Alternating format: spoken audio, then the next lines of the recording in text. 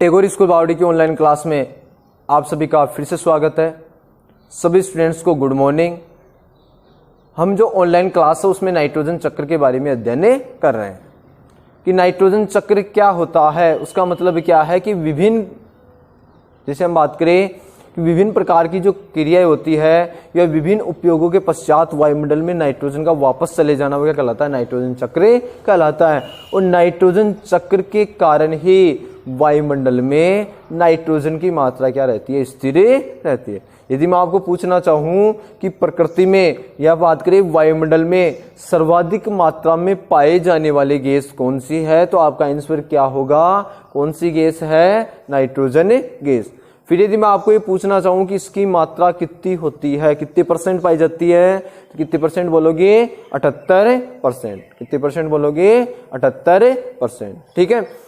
फिर देखो, जैसे हम बात करें, यदि मैं पूछूं कि जैसे लेग्यूम कुल के जो पादप होते हैं या द्विबीजपत्री जो पादप होते हैं जिनके बीज में दो पत्र पाए जाते हैं, बीजपत्र दो होते हैं, जैसे चना होता है उसके दो भाग हो जाते हैं, मटर के बीज के दो भाग होते हैं, वो होते हैं द्विबीजपत्री। ठीक है ना। उसमें जैसे मैं बात करूं कि उनकी मूल ग्रंथिकाओं में एक जीवाणु पाया जाता है जो नाइट्रोजन स्थिरीकरण करने का कार्य करता है। उस जीवाणु का नाम क्या होता है? राइजोबियम। उस जीवाणु का नाम क्या हो सकता है? राइजोबियम होता है। ठीक है।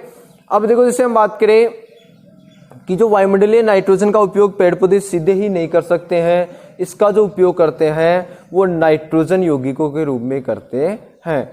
तो वायुमंडलीय नाइट्रोजन को नाइट्रोजन के यौगिकों में बदलना नाइट्रोजन स्थिरीकरण कहलाता है। वायुमंडलीय नाइट्रोजन को नाइट्रोजन के यौगिकों में बदलना नाइट्रोजन स्थिरीकरण कहलाता है। ठीक है। अब देखो, जैसे हम बात करें कि वायुमंडलीय नाइट्रोजन को नाइट्रोजन स्थिरीकरण में बदलने की जो प्रक्रिया होती है वो या तो जीवाणु द्वारा की जा सकती है, जो अभी आपको बताया राइजोबियम नामक जीवाणु, या नीलहरित से शैवाल होते हैं उनके द्वारा भी वायुमंडलीय नाइट्रोजन को नाइट्रोजन के यौगिकों में बदला जा सकता है। ठीक है ना। तो हम बात करें कि इसके अतिरिक्त जो तड़ित होता है, बिजली जब चमकती है वर्षा ऋतु के समय, उस समय भी क्या हो जाता है? नाइट्रोजन यौगिकों का निर्माण हो जाता है। नाइट्रोजन होते हैं वो मुख्य घटक किसके होते हैं? उनसे क्या क्या बनाया जा सकता है पेड़ पौधों द्वारा? हम बात करें मुख्य स्रोत किसके होते हैं, तो प्रोटीन की यदि हम बात करें, प्रोटीन है, क्लोरोफिल है, विटामिन है, न्यूक्लिक एसिड है या न्यूक्लिकम जिसे बोलते हैं, ये सब क्या होते हैं? प्रोटीन के द्वारा ही निर्मित होते हैं। ठीक है।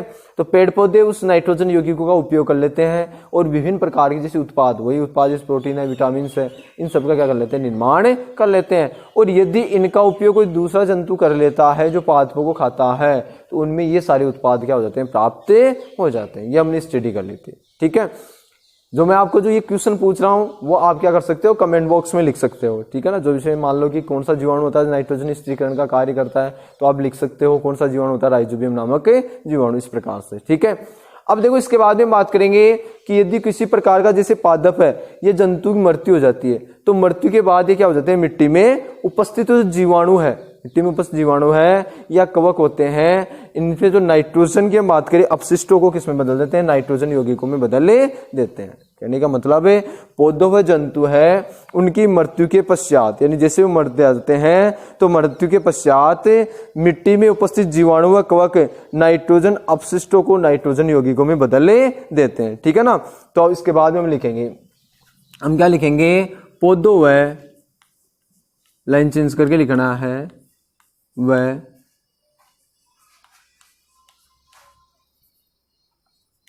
जंतु की मृत्यु के पश्चात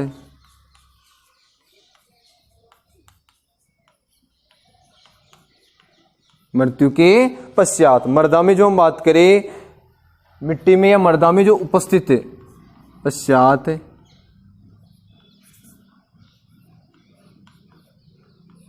मिट्टी में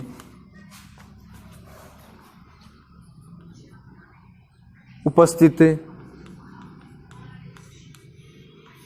जीवाणु व कवक, जीवाणु व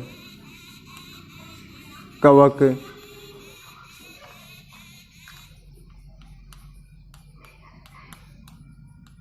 नाइट्रोजनी अपशिष्ट को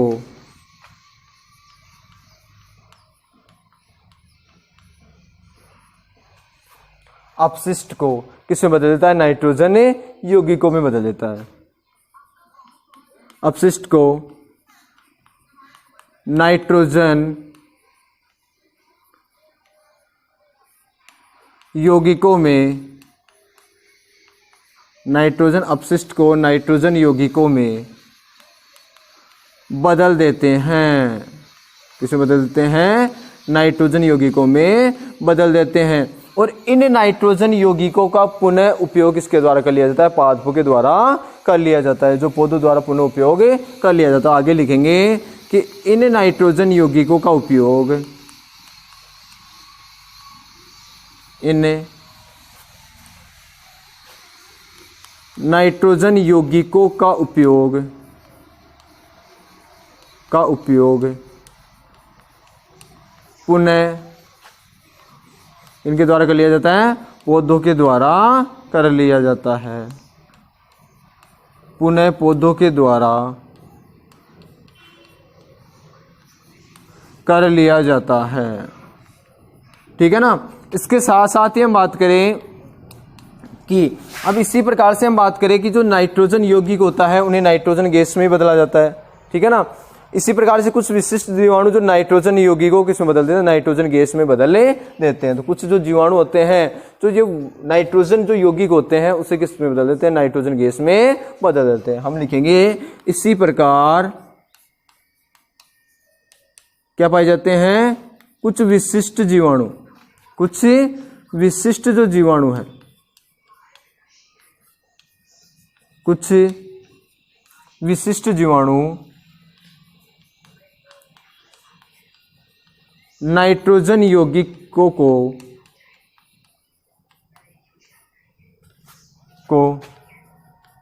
नाइट्रोजन गैस में बदल देते हैं। किस में बदल देते हैं, नाइट्रोजन गैस में बदल देते हैं। और यह जो नाइट्रोजन गैस की यदि हम बात करते हैं वो वापस कहाँ चली जाती है, वायुमंडल में चली जाती है।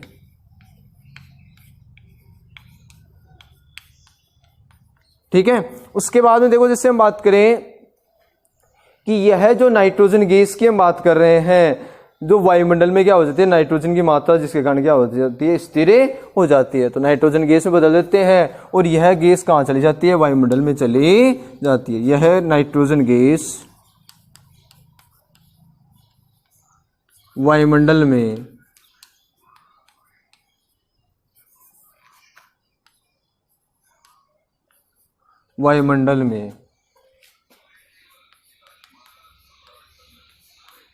चली जाती है। ठीक है ना।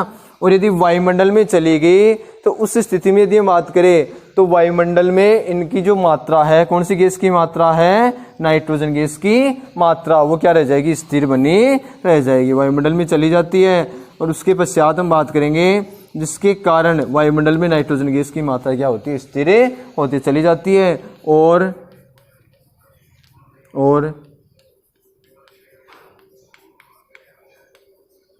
नाइट्रोजन गैस की मात्रा, नाइट्रोजन गैस की मात्रा स्थिर